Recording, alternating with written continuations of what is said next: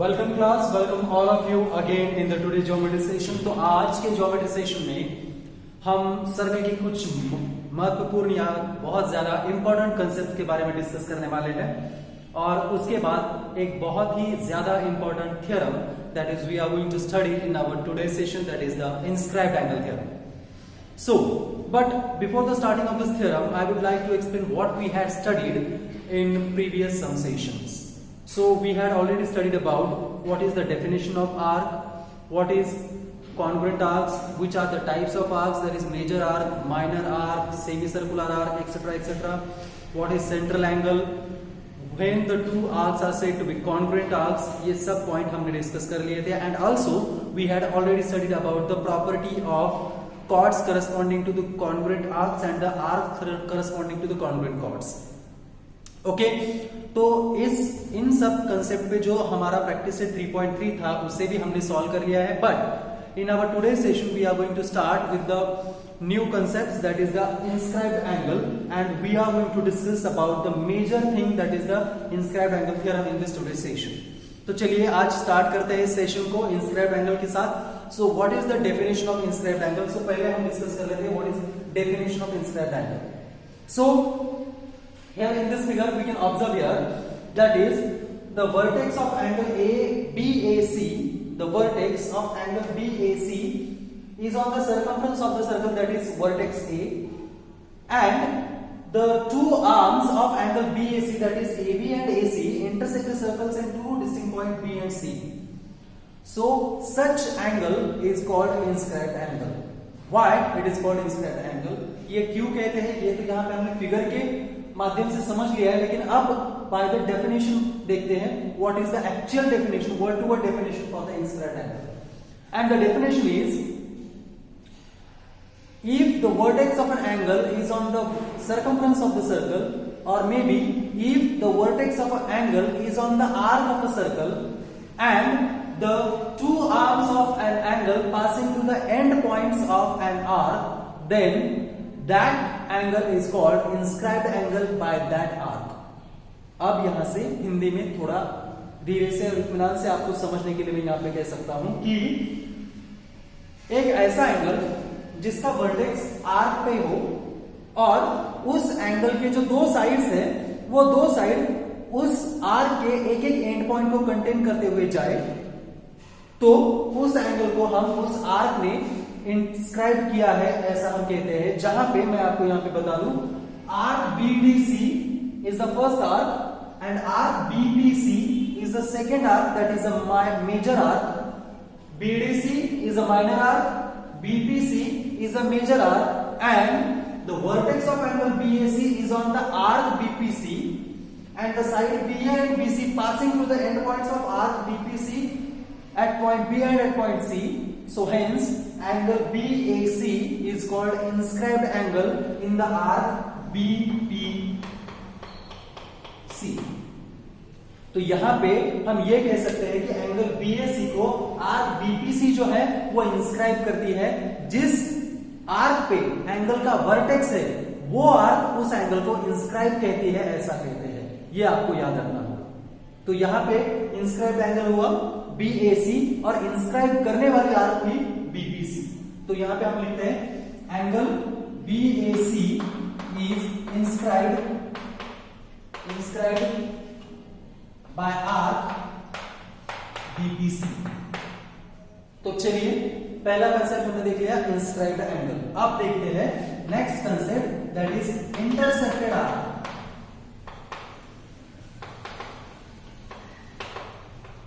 What is intersected arc? अब ये second concept बहुत ज्यादा इंपॉर्टेंट है.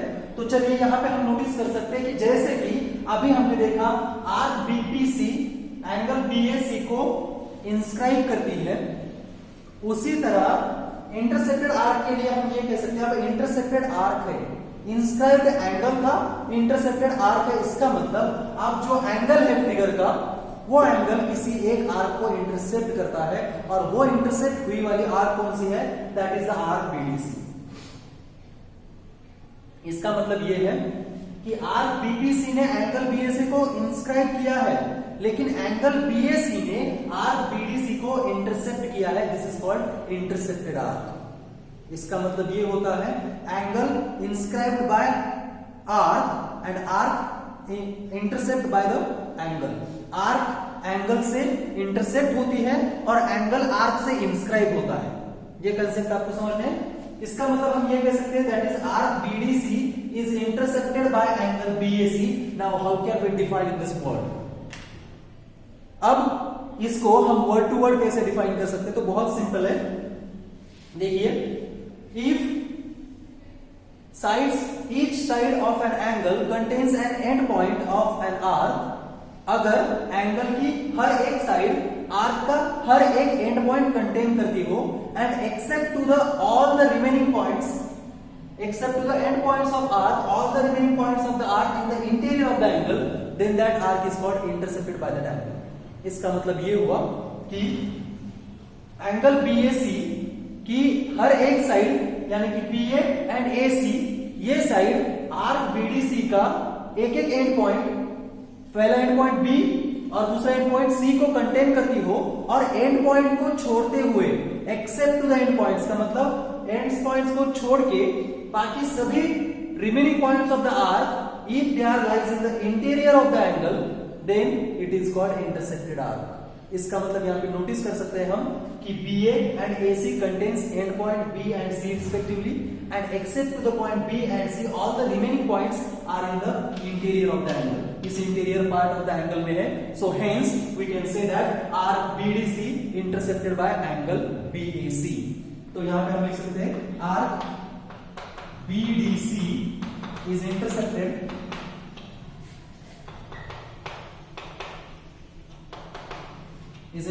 arc by angle BAC। तो एंगल BAC इसको इंटरसेप्ट करता है, ऐसा हम कहते हैं। अब last next that is subtended angle.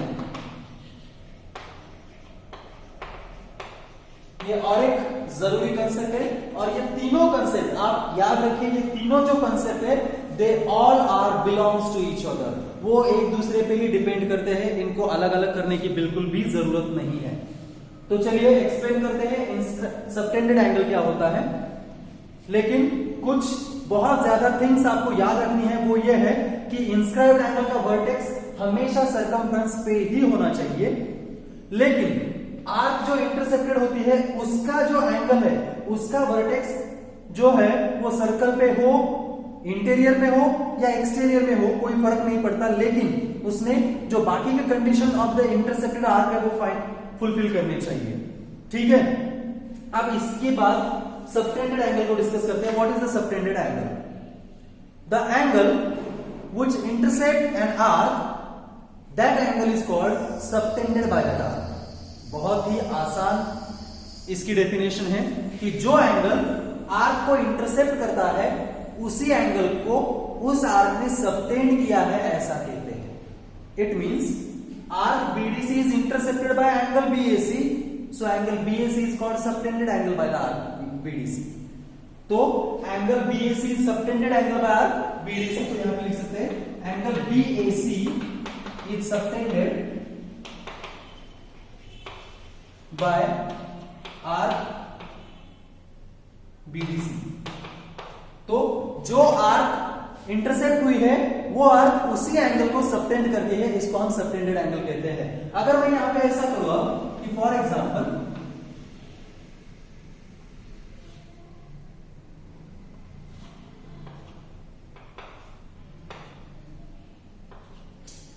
If I take that now one more angle we have that angle BOC now.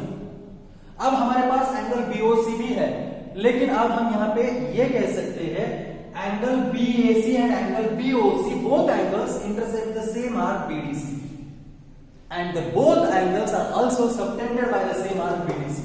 आपको यहाँ पे सबटेंडेड एंगल और जो इंटरसेप्टेड आर्क है उसका जो डिफरेंस है वो बहुत इजीली समझ में आ जाएगा कि जो एंगल आर्क को इंटरसेप्ट करता है वही एंगल आर्क से सबटेंड होता है।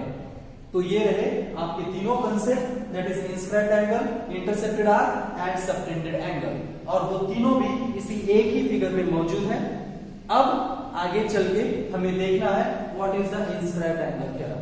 तो इंस्क्राइब्ड एंगल थ्योरम अभी स्टार्ट करते हैं, ठीक है। So now we are going to continue with the inscribed angle theorem. This is the one of the most important theorem from the 10th standard or the chapter 7. So what is the statement of the inscribed angle theorem? मैं यहाँ पे describe करूंगा आपको statement, उसके बाद हम इसका proof यहाँ पे रिटर्न लेंगे। So the statement is the measure of inscribed angle is always half of its intercepted arc. तो इसका जो स्टेटमेंट है वो ये कहता है the major of an inscribed angle is always half of the major of its intercepted arc. अब यहाँ पे देखते हैं इस फिगर में, in this figure angle BAC is the inscribed angle in the arc BAC। Arc BAC और angle BAC का मतलब अलग होता है। आर्क का मतलब होता है this is the curve part of circumference, this is BAC also, but angle का मतलब होता है this angle BAC joining the two rays at point E। तो यहाँ पे आर्क BAC अलग है, एंगल BAC अलग है। So angle BAC inscribed in the arc BAC and the measure of inscribed angle is half the measure of its intercepted arc. So it means arc BDC is the intercepted arc. तो यहाँ पे arc BDC जो है वो angle BAC ने intercept की है, so that's why इसके हाफ इस एंगल BAC का मेजरमेंट होता है, ये हम आपको प्रूव करने वाले हैं। तो चलिए यहाँ पे लिखते हैं गिवन क्या है। Given that is in circle with centre O angle BAC is inscribed angle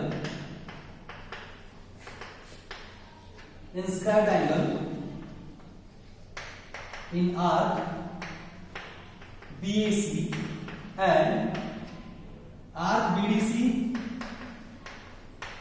is intercepted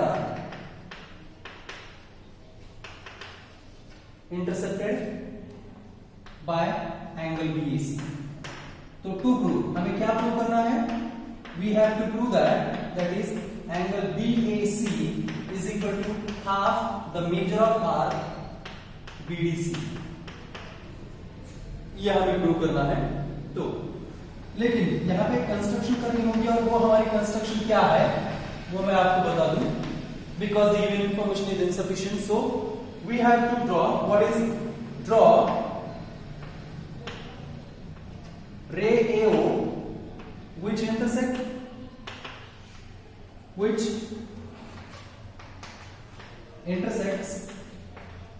circle at point E।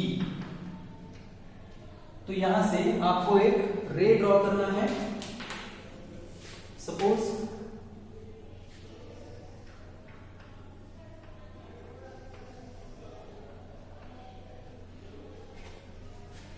this is our ray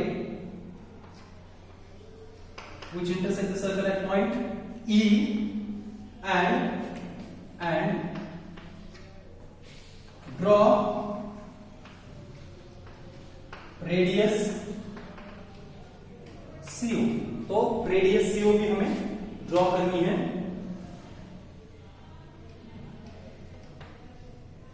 So this is our radius CO and now we have to prove that what is angle BAC equal to half of arc BDC।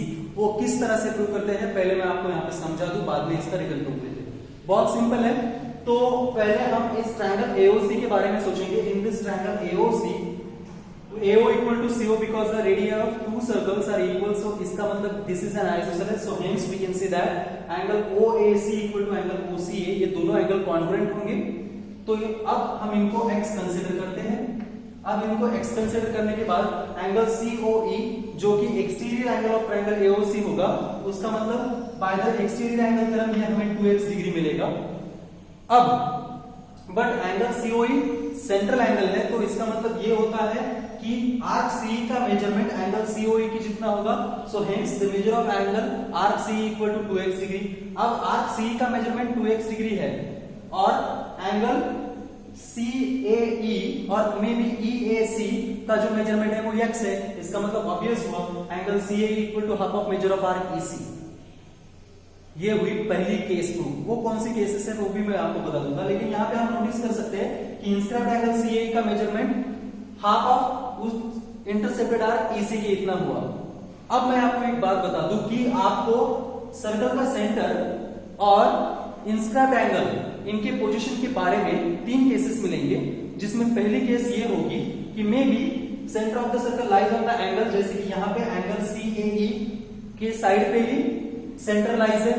दूसरा may be centre lies in the interior of the inscribed angle, जैसे कि angle BAC के inscribed angle के interior में O है। और तीसरी case होगी may be the centre of the circle lies in the exterior of the inscribed angle. वो हम बाद में फिगर निकाल के इसको प्रूव कर सकते हैं। तो चलिए हमने पहली केस को प्रूव कर ली कि जब centre of the circle side of the angle पे हो तब उसका measurement half of the intercepted arc हुआ। अब इसी तरह से हम यहाँ पे BO ज्वाइन करके half of major of angle BAE is also half of arc BDE भी कर सकते हैं।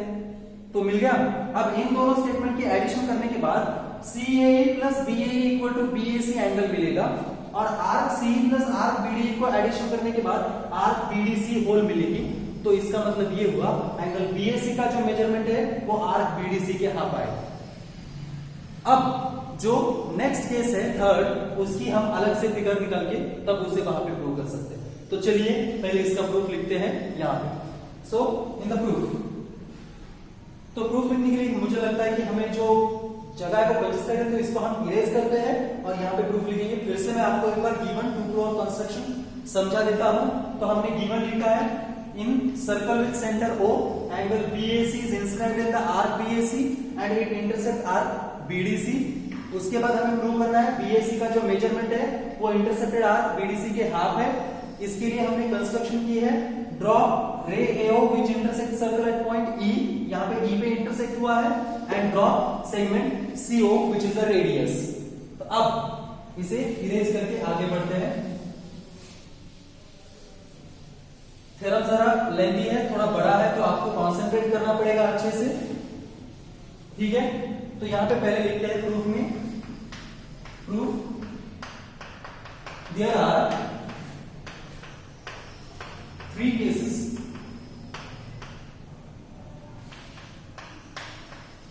regarding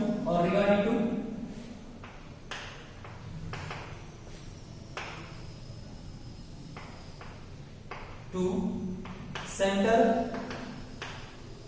and inscribed angle, center and inscribed angle के रिगार्डिंग में 3 केसेस आपके पास होंगे। सो द फर्स्ट केस 1 यहां पे लिखेंगे,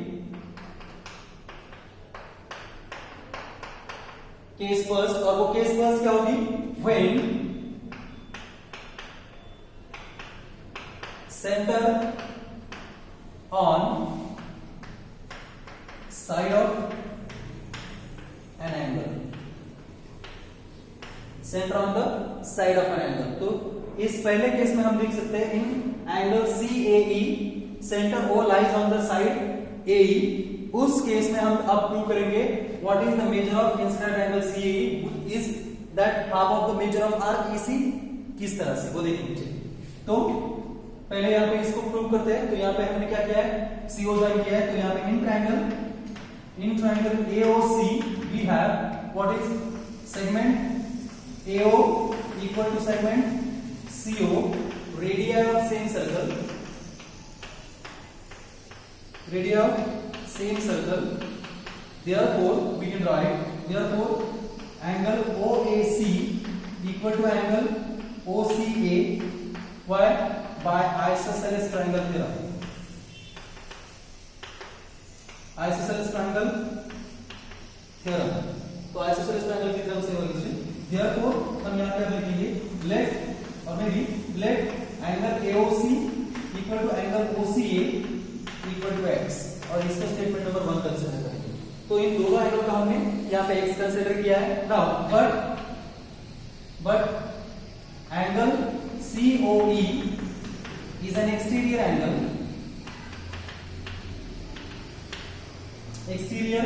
angle of triangle, which one, AOC, therefore angle COE is equal to angle OAC plus angle OCA bye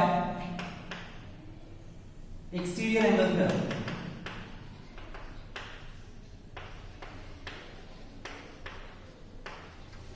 क्योंकि हमें पता है कि एक्सटीरियर एंगल का मेजरमेंट रिमोट इंटीरियर एंगल की सम की जितना होता है, तो एक्सटीरियर एंगल थ्योरम की वजह से हमने यहाँ पे लिखा है angle COE equal to AOC plus OCA, but AOC और OCA जो है वो कितने हैं, XX है, so therefore we can write angle COE is equal to 2x degree, और इसको हम statement number 2 consider, sorry 2x degree आया। But angle COE is a central angle, therefore we can say that measure of arc CE is equal to 2x degree, statement number second, क्योंकि आपको यहां पे समझ में आ गया होगा the measure of arc is equal to the corresponding central angle होता है, तो CE का जो मेजरमेंट हुआ वो 2x डिग्री है, और एंगल AOC का जो मेजरमेंट है वो x डिग्री है यहाँ पे। तो अब इक्वेशन फर्स्ट और सेकंड से हम कह सकते हैं therefore from 1 and 2 we can say, अब फर्स्ट और सेकंड से हमें ये पता चलता है एंगल OAC और maybe it is angle OAC का ही मतलब क्या है, angle CAE is equal to half the major of arc CE, ये रहा आपका स्टेटमेंट नंबर थर्ड। तो इस तरह से हमने स्टेटमेंट थर्ड कंसीडर क्लियर किया है, क्योंकि अब हमने यहाँ पे पहली केस प्रूव कर दी है when the centre of the circle is on the side of the angle, यहाँ पे साइड पे है O centre of the circle inscribed angle के, और हमने प्रूव किया है कि एंगल CAE का जो मेजरमेंट है वो उसके इंटरसेप्टेड जो आर्क है CE उसके एग्जैक्टली हाफ है, स्टेटमेंट नंबर थर्ड। अब हम केस सेकंड की तरफ प्रूव करते हैं। नेक्स्ट इसको इरेज करेंगे। नाउ केस 2, when center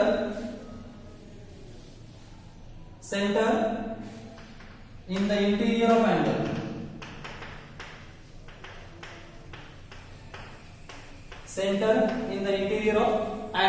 अब सेंटर एंगल के इंटीरियर में होने के बाद क्या होगा, तो यहां पे हम कह सकते हैं सिमिलरली, उसको ही कंटिन्यू कर रहे हैं, similarly by joining say BO we get similarly by joining segment BO we get what is angle BAE is equal to half the measure of arc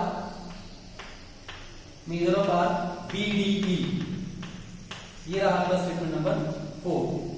क्योंकि अब सिमिलर है, उसी तरह से अगर हम BO को ज्वाइन करते हैं तो ठीक उसी तरह से सेंट्रल एंगल का मेजरमेंट निकलेगा 2x डिग्री, फिर उसका मेजरमेंट BD की इक्वल, और फिर BD और इसका मेजरमेंट जो है DAE का वो हाफ हाफ हो जाएगा। तो इसका मतलब ये स्टेटमेंट नंबर 4 हमें मिला। अब एडिंग हम यहां पे कर सकते हैं, एडिंग इक्वेशन 3 एंड 4। अब इक्वेशन 3 और 4 को ऐड करते हैं तो क्या होगा, LHS plus LHS, RHS plus RHS। तो LHS क्या है, angle CAE plus angle BAE is equal to half the major of arc CE plus half the major of arc BD। इन दोनों की अब हमने एडिशन कर दी। लेकिन अब आप जानते हैं कि CAE and BAE plus CAE by the angle sum axiom, इन दोनों की जो सम आएगी वो एंगल BAC आती है। तो यहां पे हम लिख सकते हैं therefore angle BAC is equal to अब इन दोनों में से भी हम हाफ कॉमन निकाल सकते हैं, तो ब्रैकेट में हमारे पास रहेगा in bracket major of arc major of arc CE plus major of arc BD आया। और यहां पे रीजन लिखते हैं एंगल सम एक्सियम। तो एंगल सम के एक्सियम की वजह से हमने इनकी एडिशन कर दी। अब इसे इरेज करते हैं।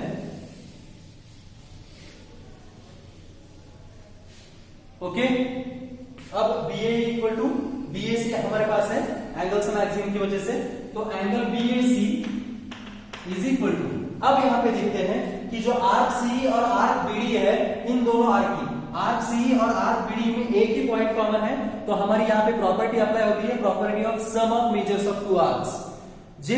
जिन दो आर्क में एक ही पॉइंट कॉमन है उनकी एडिशन हम कर सकते हैं। तो यहाँ पे हम लिख सकते हैं major of arc angle BAC equal to half the major of arc BDC by property of sum of arcs, property of sum of arcs. और इस तरह से हमें सेकेंड जो केस है हमारी प्रूव हो जाती है, बिकॉज एंगल BAC के इंटीरियर में यहाँ पे सेंटर है और उसका मेजरमेंट भी उसके इंटरसेक्टेड आर्क के जितना है। अब बचती है तीसरी केस, वो जस्ट अब इसको इरेज करके हम देखते हैं, ठीक है।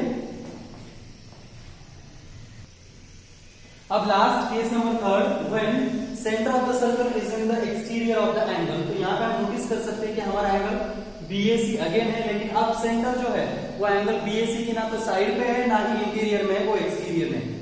लेकिन फिर से यहाँ पे हमने रे AO ड्रॉ किया है, जो कि सर्कल को फिर से E में इंटरसेक्ट होता है, जैसे हमने ऑलरेडी कंस्ट्रक्शन करके रखी है।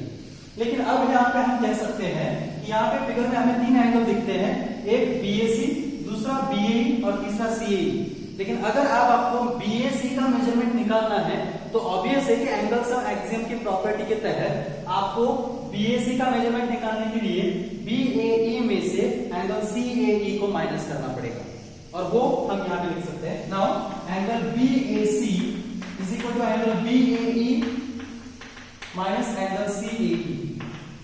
लेकिन अगर आप अब यहां पे नोटिस करोगे तो ये दोनों जो एंगल है वो किस टाइप के एंगल है, एंगल BAE और एंगल CAE वो इस तरह के इंस्क्राइब्ड एंगल है जिनके साइड पे सेंटर है।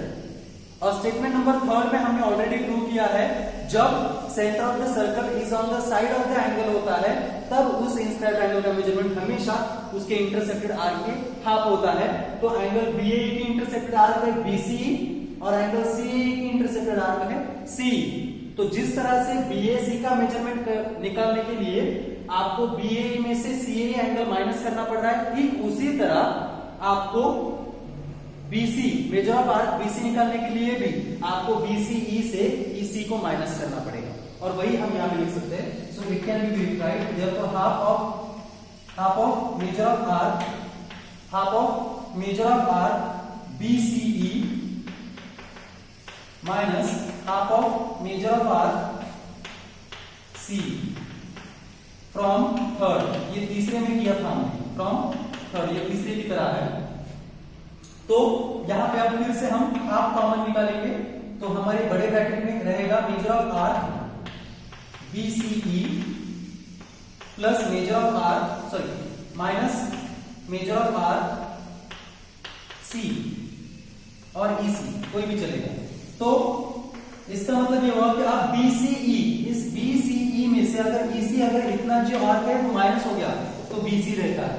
So it will be remaining that half of measure of arc BC. So therefore we can say that angle BAC is equal to half of measure of arc BC in the third case. तो तीनों cases में हमने यहाँ पे prove किया है the measure of inscribed angle is always half of its intersected arc. ठीक है, तो इसका एक अल्टरनेटिव स्टेटमेंट है। इस थ्योरम को अल्टरनेटिव किस तरह से और लिखा जा सकता है स्टेटमेंट को, वो स्टेटमेंट आपका जो आपका जो बुक है उसके पेज नंबर 67 पे है।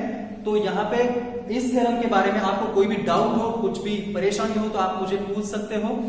तब तक के लिए यहाँ पे रुकते हैं अगले सेशन के लिए, ठीक है, चलो।